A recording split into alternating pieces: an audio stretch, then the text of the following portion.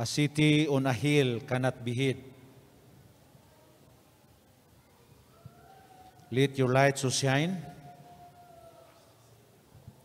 And another part of the song says, "For I will stand like a witness of Christ." Magamputa sa makausa, Ginoo, kami nagadol kanimo. Dalaygon ka tungod kay kami makasimba kanimo. Nga imong pulong tagay-gahom nga kini makahatag ka namo kaisog nga mahimo kaming saksi alang kanimo. Salamat nga imong dawaton ang mga pagampo sa ngalan ni Jesus. Amen. Akong pasalamatan si Sir Bangkiaw sa iyang manindot nga pagpaila-ila. Sa akong tanaw-tanaw sa atong atubangan, mingon man sa taas dunay mga familiar faces nga akong makita. Taas nga higayon nga nawala mi dinhi sa mapa sa Bukidnon. Ug nalipay ko nga gitagaan og laing kay gayunan sa Ginoo nga makabalik dinhi sa atong dapit sa Bukidnon.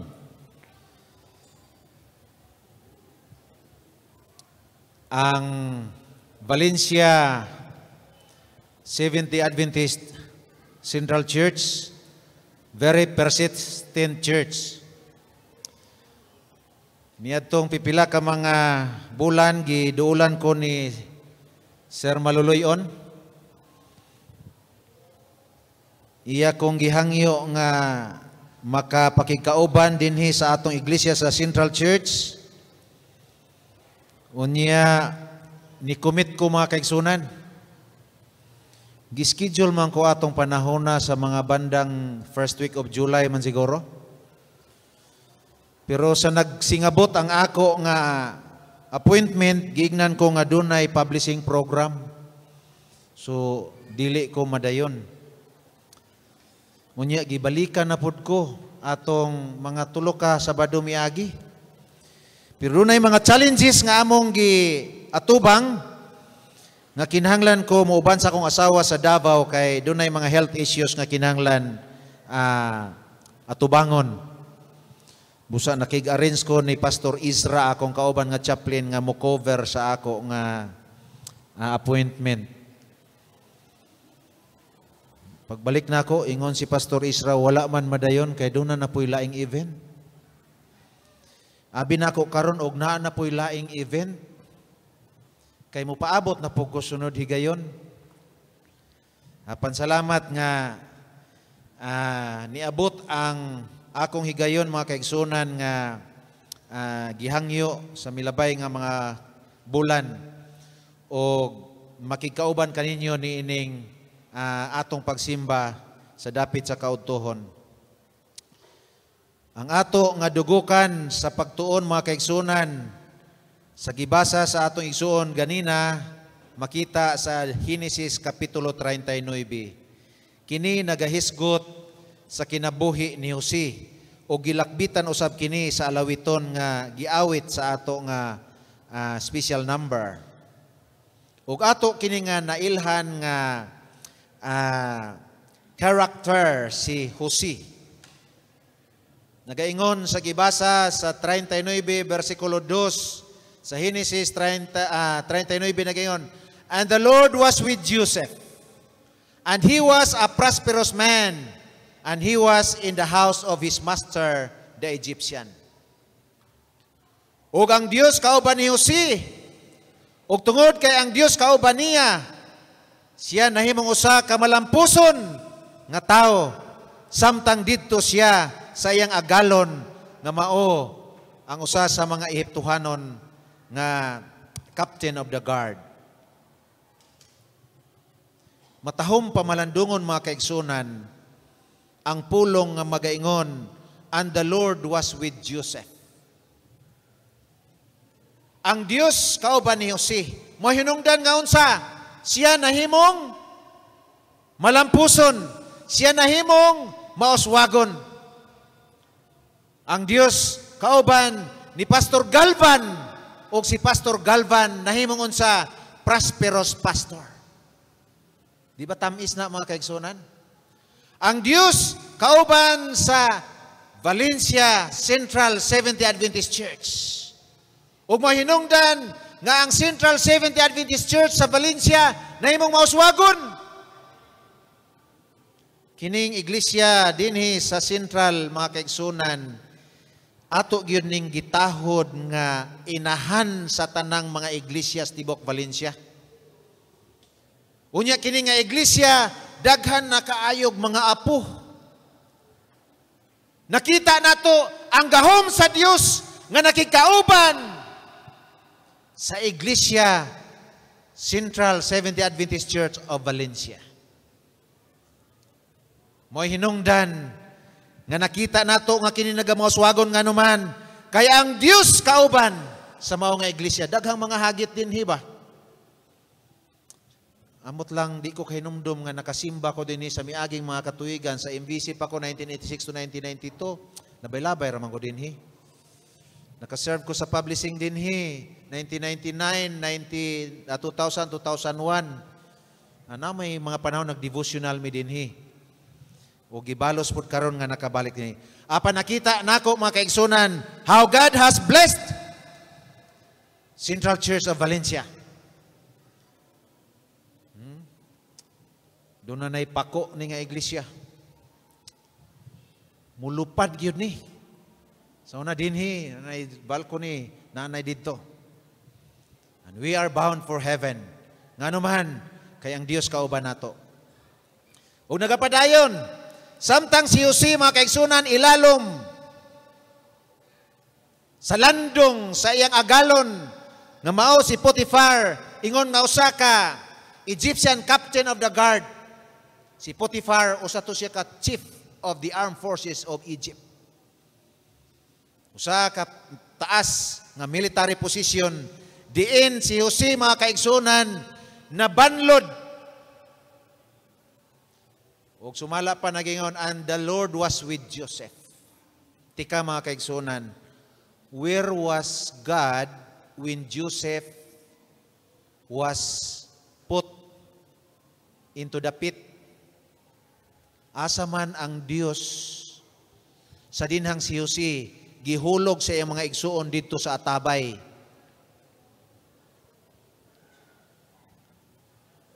Asa man ang Dios sa dinhang ang iyang mga igsuon mibaligya kaniya ngadto sa pagkaulipon.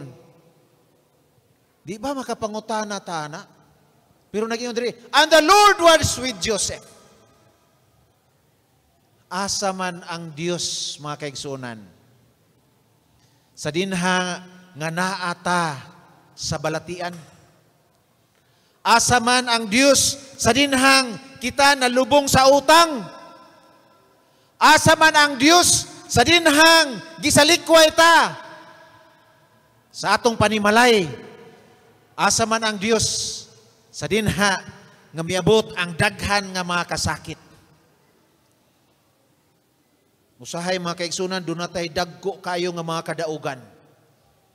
Sa atong mga kadaugan, usahay, we take God out of picture. Doon na tayo mga kadaugan, makabuot usahay mga kaigsunan, nga usahay, dili nato makita nga ang Dios kauban nato. Di ba? Pero kung nata sa kalisod, pangitao nato siya. Apan si Jose mga kaigsunan, ang Dios kauban niya, nga bisan siya dito sa landong ilalom sa atop sa iyang amo, sa iyang agalon. Nagaingon din sa versicle 3, and his master saw that the Lord was with him. Bisan si Jose ilalom sa pangagamhanan sa iyang agalon nga Ehiptohanon nga mao si Potiphar. Si Potiphar nakakita nga ang Dios kauban ni Jose. Dili ba matahong pamalandungon mga kaigsunan? Nga sa atong workplace, siguro uban ka nato mga magtutudlo. Mga magtutudlo din isulod sa ato nga eskwelahan, mga magtutudlo dito sa mga public schools. Unya ignon nga ang Dios kauban nato nakita sa atong superior, sa atong supervisor, sa atong workplace that God is with us.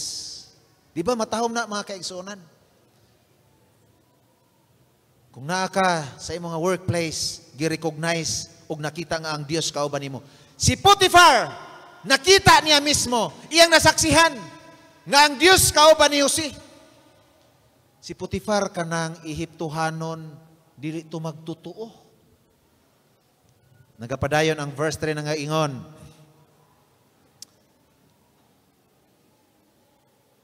Okay, and his master saw that the Lord was with him, and that the Lord made all that he did to prosper in his hand. Nakita ni Potiphar ang Dios kauban ni Jose, ug ang tanan niya nga gihimo, ilalom sa iyang panimalay, nagamauswagon. Ug ang pagkamauswagon ni Jose, dili tungod kang Jose, kung dili ang Dios ni Jose nga kauban niya. Say mapakyas ta. Tungod kay ang Dios, wala nakita ang iyang gahom sa atong kinabuhi. Verse 4, and Joseph found grace in his sight, and he served him, and he made him overseer over his house, and all that he had, he put into his hand. Tungod kay nakita ni Potiphar, nga ang Dios kauban ni Jose, ug ang bisan unsa nga gihimo ni Jose nagamalampuson, mo hinungdan nga iyang gitugyan ngadto kang Jose, ang tanan nga anaa sa iyang mga kamot. And all that he had, he put into his hand. Unya nagapadayon sa verse 5, and it came to pass from the time that he had made him overseer in his house, and over all that he had, that the Lord blessed the Egyptian's house for Joseph's sake. Sa dinha nga si Jose na imong tinugyanan, ang tanang butang gisalig ngadto kaniya, nagpadayon nga nakaplagan sa iyang agalon nga si Jose nagamauswagon og napanalanginan ang iyang panimalay for Joseph's sake. Kana bitawng ang Valencia Central Seventh-day Adventist Church is blessed because of who? Nga kung wala siya na membro sa Valencia Central Church, ang iglesia di gyud mo uswag. It was because of Joseph that the house of Potiphar was blessed. Sumala pa. And there was an obvious difference. Sa wala pa si Jose mga kaigsuonan, sa panimalay ni Potiphar, si Potiphar was an idolatrous. Nagasimba og mga Diyos-Diyos sa mga Ehiptohanon. Apan sa pag-abot ni Jose, there was a difference that Potiphar recognized the God of the Israelites. Nakaila si Potiphar sa Dios sa mga Israelinhon. Sa dinha nga miabot kita nga kabahin sa iglesia sa Valencia. Ang iglesia sa Valencia unsa man nagamauswagon pinagi kang Mrs. Suanso, kang Brother Suanso. Matahom na mga kaigsunan, di ba? Unya nagapadayon din he. And the blessing of the Lord was upon all that he had in the house and in the field. Ang panalangin, dili lang sa sulod sa panimalay ni Potiphar, kung dili, bisan pa sa iyang kaumhan. And in the field. Atong mapamalandong mga kaigsunan, nga wherever Potiphar was going, he bore the testimony of the life of Joseph. He was a captain of the army, the chief armed forces of the Egyptian army. Gigamit niya ni ang testimonya sa kinabuhi ni Jose to encourage his men. Because not only his house was blessed, but even in his field. Kung sa may field ni Potiphar, dili man to siya agriculturist, dili man to siya nagtrabaho sa hospital nga as doctor, but he was serving the field of his vast armies of the Egyptians. And because of Joseph, ang panalangin wala lang nagpabilin sa iyang panimalay, but even it was extended into his field of influence. Powerful impact mga kaigsunan sa kinabuhi ni Jose. Unya nagapadayon. 6. And he left all that he had into Joseph's hand. And he knew not aught he had save the bread which he did eat. And Joseph was a goodly person and well-favored. Wala gyoy gi hikaw ang tanan gitugyan ngadto kang Jose. Sumala pa sa bersikulo nga atong gibasa, ang bahin ni Potiphar, ang iya ra gyung pagkaon. Save the bread that he eats. But everything in his house, si Jose gitugyanan. Unya na gayon siya, Joseph was a goodly person and well-favored. Si Jose, gawas nga kasaligan, ang Dios kauban niya, usa siya ka tawo nga matarong og ambungan. Ha? Mao nang pagkakulagway dinhi. He was well-favored, a goodly person. Padayon ta mga kaigsunan sa verse 7. And it came to pass after these things that his master's wife cast her eyes upon Joseph, and she said, "Lie with me." Mga kaigsunan, dunay mga panahon ba nga maabot bitaw nato ng pinaka-top of our success. Joseph was prosperous and he was able to place himself to the very top. Unya ingon nila kana daw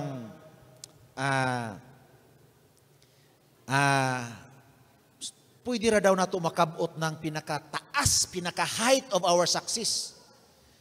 Pero kanang magpabilin bitaw ta sa atong success dito, that's very challenging.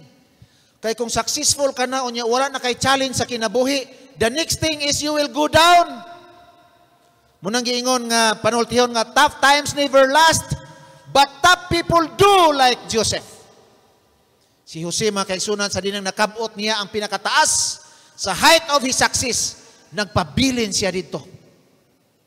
Di ba? Kanang nabot na nato ang pinakataas, unya di na kamusaka. Wala kay challenge, naogyo ka.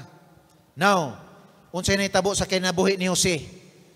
Dunay usa ka binuhat nga nakakita kaniya. Kinsa man to? Ha? Ganina, ang una nakakita kaniya si Potiphar. Ang iyang agalon. Ang nakita sa iyang agalon nga si Potiphar, ang Dios kauban ni Jose. Duha man ni ka set of eyes. Ang ikaduha nga nakakita kaniya ang mga mata sa asawa ni Potiphar. Ang nakita sa mga mata sa asawa ni Potiphar nga ang Dios dili kauban ni Jose ba? Wala ni nakita ang Dios kauban ni Jose. Ang iyang nakita ang pagkaambungan ni Jose. Ha? So kani mga tinanawan na ay lain-lain og perception ba? Kang Potiphar, nakita niya nga ang Diyos kauban ni Jose. Pero sa asawa ni Potiphar, ang nakita niya kang Jose, ang iyang pagkaambungan. Ang iyang pagkamatahom. Nga nagingon siya, "Lie with me." Sa kapanahon niya na, si Potiphar, busy sa iyang trabaho.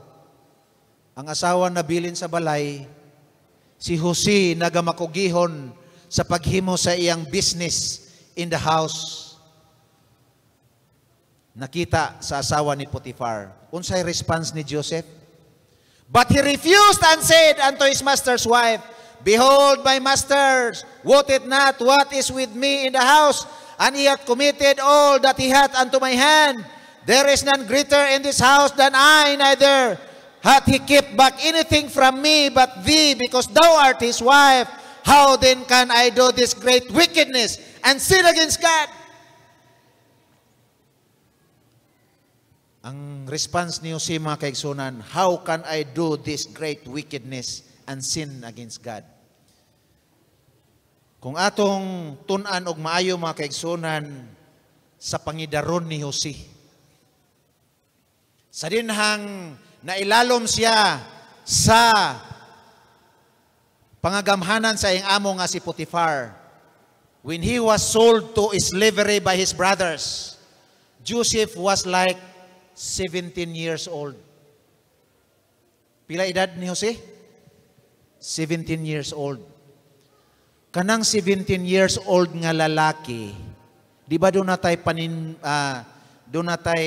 panultihon nga kanang nanghinoro?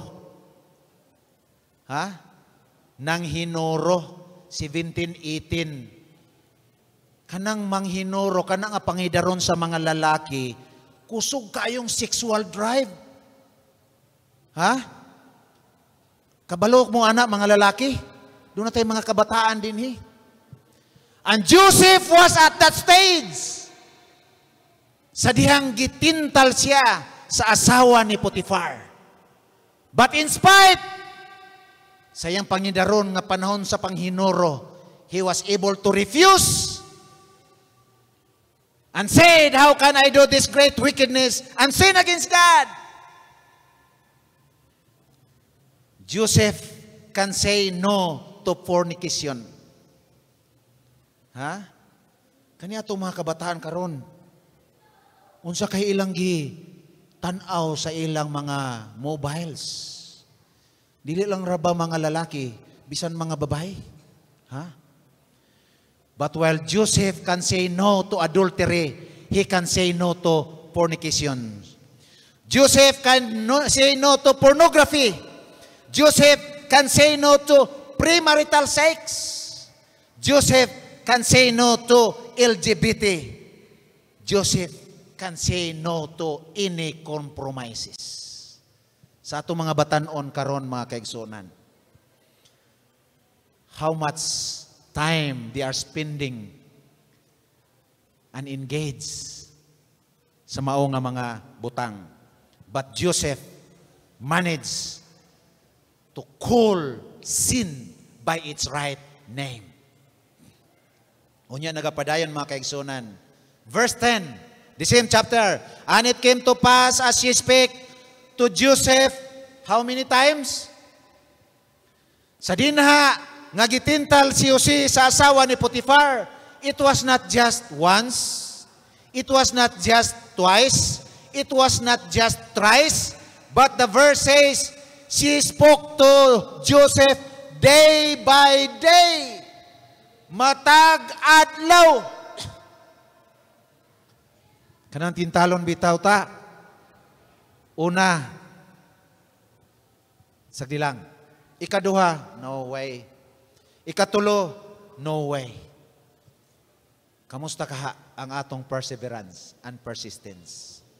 But Joseph, in spite, the more that the wife of Potiphar was tempting him, the stronger he became and determined to refuse and say, how can I do this great wickedness and sin against God? Verse 11, and it came to pass about this time that Joseph went into the house to do his business, and there was none of the men of the house there within. Usa ka adlaw niya na si Jose nagapadayon sa iyang paghimo sa mga buluhaton sa panimalay ni Potiphar. Ang asawa ni Potiphar, gitagaan niya break ang mga kauban ni Joseph sa panimalay. Mag-off day sa mo. Si Joseph ra isa nag-report sa trabaho. Unya, nakahigayon siya. Another day. But Joseph continued to respond, how can I do this great wickedness? Sa 12 na ingon, and she caught him by his garment, saying, lie with me. And he left his garment in her hand and fled and got him out. Si Jose kay sige mangyog pamalibad. Unya wa na mangyog lain dito kay gipa-off man tong uban nga mga katabang. Holiday, Fistas Valencia. Di ba? Pero si Joseph, double pay, holiday pay. Atong makita mga kaigsunan ang hulagway, si Potiphar, Mrs. Potiphar, sigig sunod-sunod ni Joseph. Joseph was doing his job.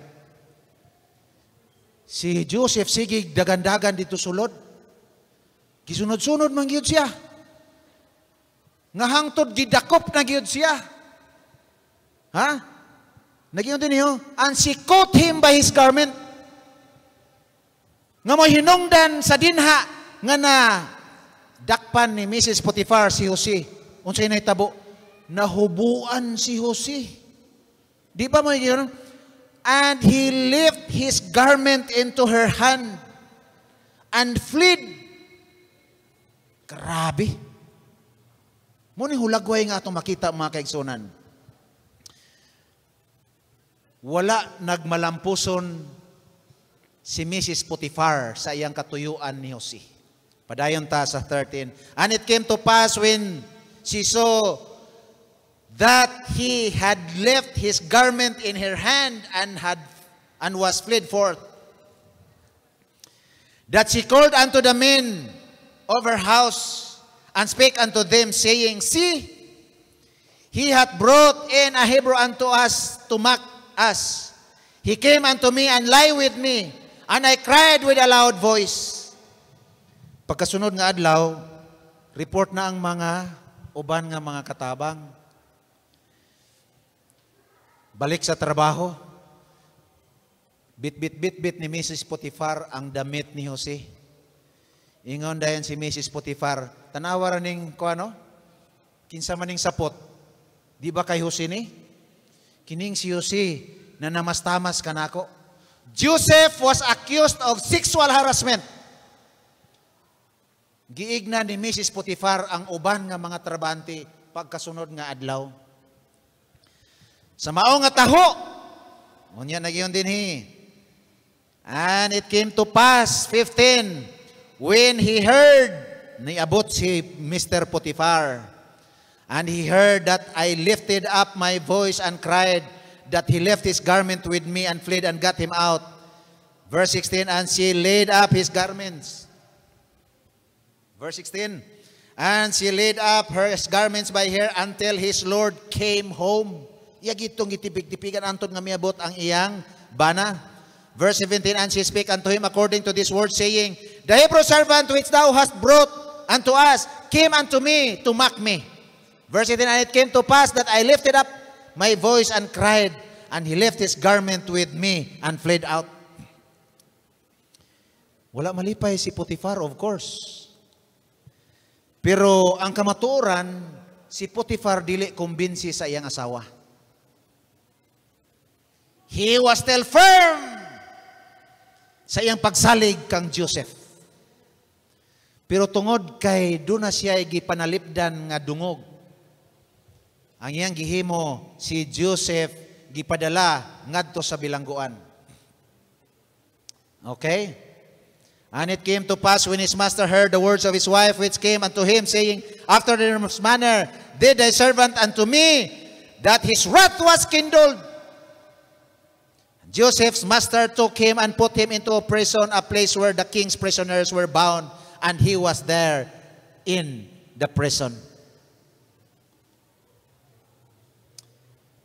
Sa dinha nga nitaho ang asawa ngadto kang Potiphar, Joseph being a slave, wala siya'y human rights. Ha? Unsay taho sa asawa was considered truth and final. Joseph cannot protest.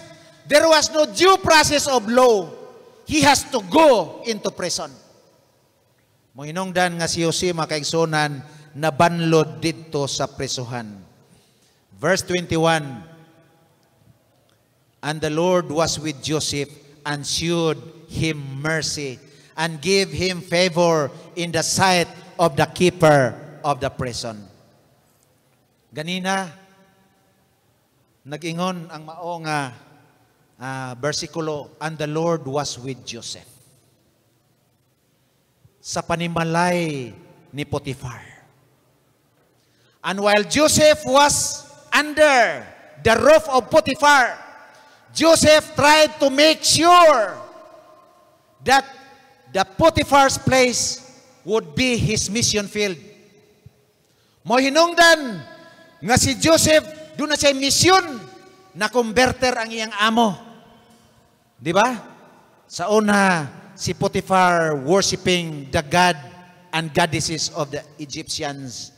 But tungod ni Joseph, he recognized and knew the God of the Israelites. Joseph made Potiphar's place as his mission field. Karon na banlod siya sa presuhan, Joseph maintained the same mission in his heart.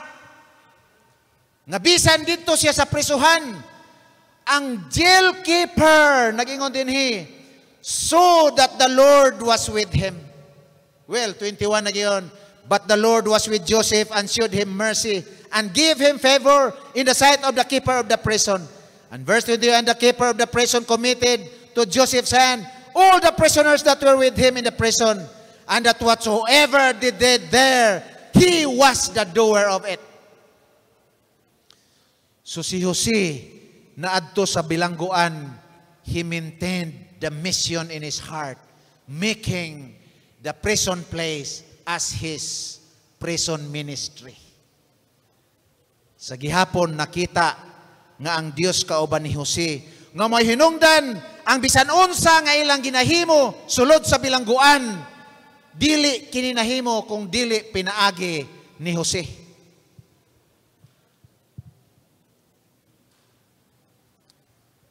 Verse 23, and the keeper of the prison looked not to anything that was under his hand, because the Lord was with him, and that which he did, and the Lord made it to prosper. Joseph was from adversity, yet he was able to reach prosperity, mga kaigsunan. Now, how long did Joseph spend time in prison, mga kaigsunan? Pila? 20 years? Ha? Pila? Atong susihon. Chapter 41, verse 1. And it came to pass at the end of 2 full years that Pharaoh dreamed, and behold, he stood by the river. So pila ka tuig si Joseph dito sa prisuhan? 2 full years. While dito si Jose sa prisuhan, dunay binilanggo dito, gipabilanggo ni Pharaoh, di ba? Kinsa ganito katong baker and the butler, di ba? Ang iyang master baker ni Pharaoh na bilanggo ando wa ta kabaloon sa katarungan, o katong iyang chief butler, ang iyang tagahatag og iyang ilimnon. Ang hari, before anything nga iyang tilawan, anything nga iyang imnon, katusang iyang servant una mo kaon or mo inom to make sure of his safety. Sumautong butler, nabilanggo silang duha. Katong duha ka mga binilanggo, nagdamgo. Sa dinang nagdamgo sila, nalibog sila, ug unsay buot ipasabot sa damgo. And there was Joseph. The Lord was with him.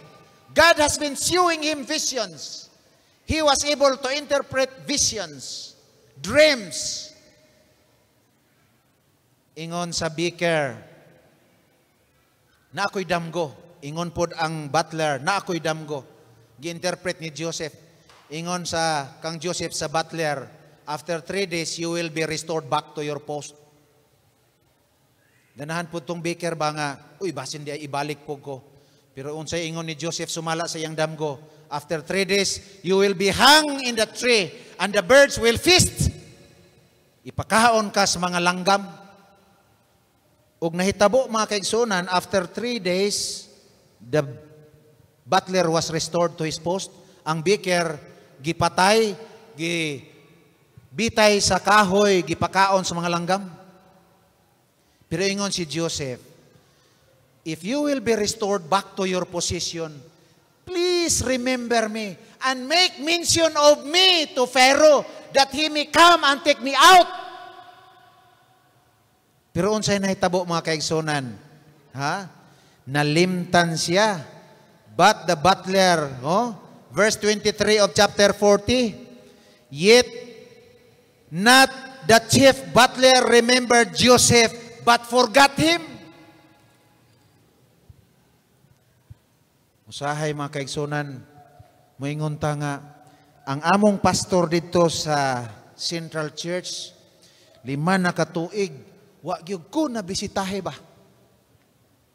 Ha? Nakalimot. Ha? Ambot sa kadakuan nga iglesia. Unya usahay magsit ang pastor og appointment, lisod bayad kay busy. Pero dunay uban kanato nga nagpaabot. Unya kay di man gyud ta makontak sa pastor usahay for some reason. Say patong pastor busy sa uban, nga way panahon para sa ato. Usahay ang atong pagkinabuhi espirituhanon nakadepende sa pastor. Nakadepende sa tigulang sa iglesia. Nakadepende sa atong nga kung di ta mahinumduman, di ta mabisitahan, magmulo baya pod ta usahay no? Magmulo ta. Nya si Joseph, ingnan niya nga, remember me. But unsay nahitabo, but the chief butler remember Joseph not, but forgot him and forgot him. Mga kaigsunan, the Lord was with Joseph from adversity. Dunay mga katarungan, mga kaigsunan, kung giunsa si Joseph nagapagkamagdaogon. Dunay mga siyam ka mga katarungan ni. One of the reasons why Joseph became prosperous, it was not because of some other reasons, but the Lord was with him. First and foremost, most repeated phrase in the chapter, the Lord was with him.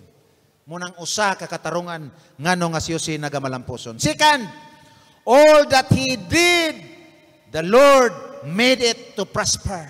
Ang bisan unsa nga iyang gihimo, ang Dios way hinungdan nga siya unsa naga madaogon. Ikatulo nga rason, he rendered a faithful service unto his master without compromising his God. Siya nagamatinumanon sa paghatag siyang matinud-anon nga serbisyo sa iyang agalon nga wala niya gi-compromise ang iyang Ginoo. Ikaupat nga katarungan, ngano si Joseph nahimong madaogon? Because he was trustworthy. Siya usa ka kasaligan. Unya ang ikalima, nagaingon, he was temperate in all things, even to the lust of flesh.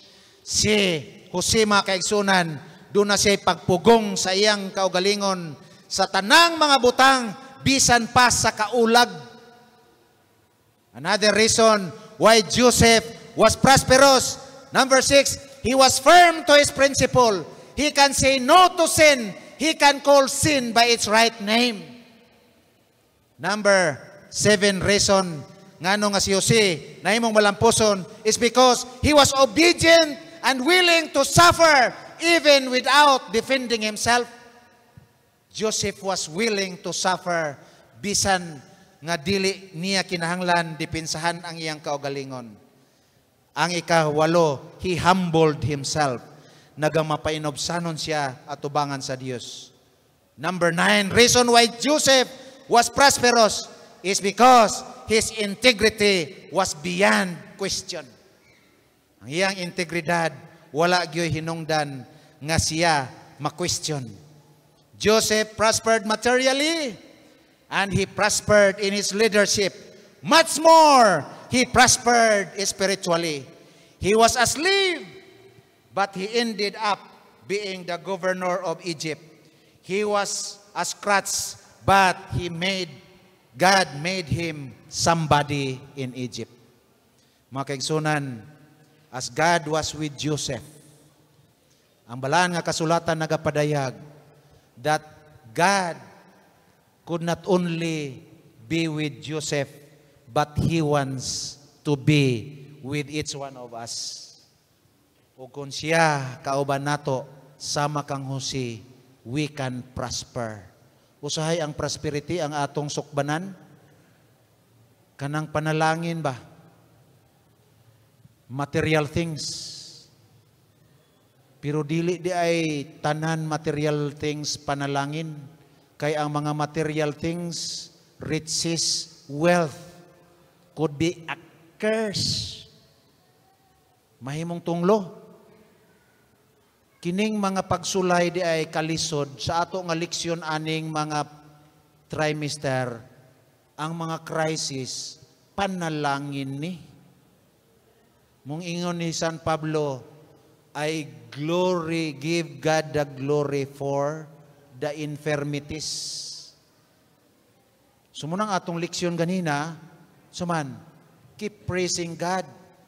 Dili lang mag-praise ta sa Ginoo tungod sa kadagaya, tungod sa kadato, tungod sa dangan. The more that we praise God if we are in this situation. Itong si Joseph, naa siya sa crucibles, he praised God. O kung naakas kalisod, makita gini mo ang gawam sa Ginoo ba? And other people can see. Usay, mga negatibo ang atong makita, nga dili makita ang Dios sa mao nga kahimtang. Apan ang Dios wants to be with us as He has been with Joseph. And God wants us to prosper. Well, materially, but much more. God wants us to prosper in our spiritual walk with Him. Magamalig-on ta. Usahay, kung muabot ta dito sa atabay, God will bring us out. Maadto ta sa prisuhan, God can bring us out of prison. And He will continue to lift us up. But we need to give Him the praise and the glory that belongs to Him. God bless us. This is my prayer.